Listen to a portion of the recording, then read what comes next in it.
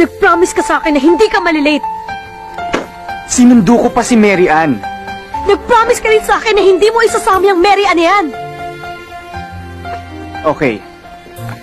Kaya ako sinama si Mary Ann kasi mag-una kami. At syempre, ikaw ang gusto kong unang makaalam ng dahil ikaw ang best friend ko.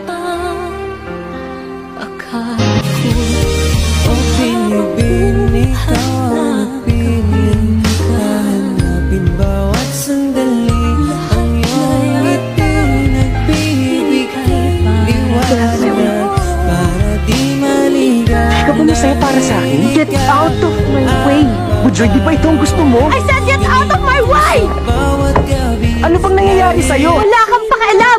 Hindi na kita maintindihan Kailan mo eh! ba ako inintindi? Diretsuhin mo ako.